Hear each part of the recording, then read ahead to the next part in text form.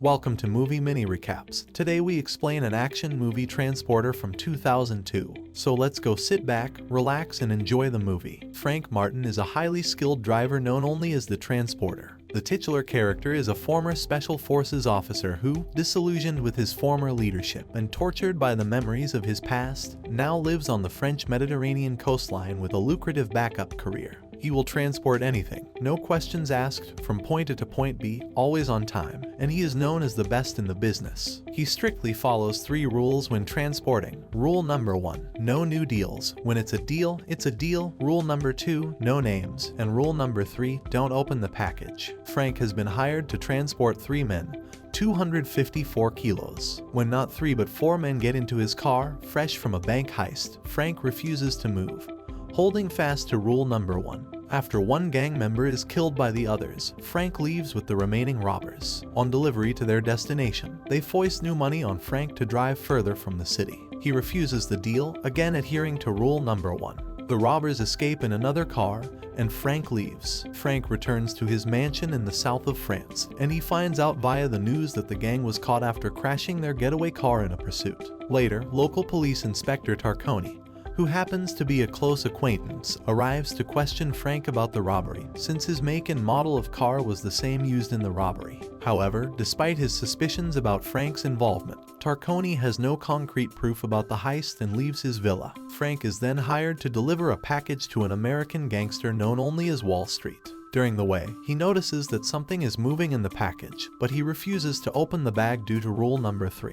While changing a flat tire on the road in France, he breaks one of his rules and opens the package that was placed into the trunk. At point A, he finds the package is really a woman. Please, come on. And he makes a small hole and gives her a bottle of juice to drink. He delivers the package as promised to point B. Wall Street suggests Frank to transport a briefcase to the new position. Frank reluctantly accepts the job. He takes the briefcase and leaves. On the way, he stops at a gas station to eat and rest for a little while.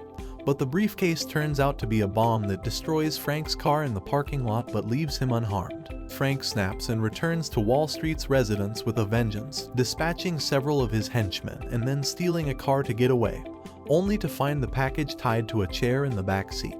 Later on, he returns to his house and unties the package, who tells him that her name is Lai. The next day, Tarconi arrives again and makes the usual inquiries, producing a scorched license plate and the suspicion that a housemaid drives a Mercedes. Lai supports Frank's alibi, leaving Tarconi with no proof again.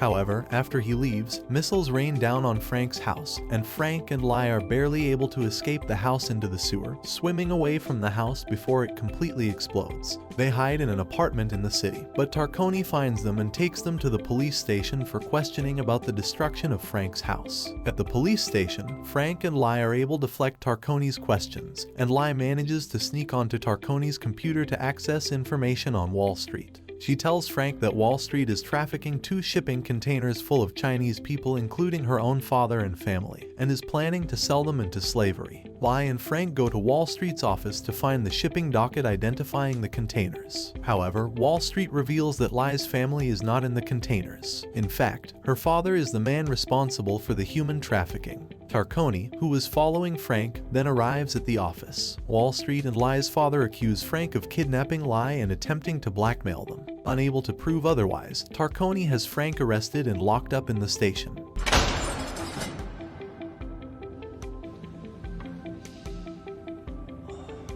At the station, Frank does his best to explain the situation to Tarconi. Tarconi agrees to abet Frank's escape as his faux hostage. Frank then tracks the criminals to the docks, where they load the containers onto trucks. However, Frank is spotted and is forced to fight his way through the guards, failing to stop the trucks. He then steals a small airplane and parachutes onto one of the trucks, killing Wall Street and a number of his henchmen. After getting out of the truck, Frank is then ambushed by Lai's father. Move! However, Frank is saved when Lai shoots her own father. Afterwards, Tarconi arrives with the police and they rescue the people trapped inside the containers, and Frank and Lai help to load them in the ambulances as the film ends. Please subscribe for more videos like this. It really motivates us to make more content for you. Leave a comment for any specific movie you want us to do.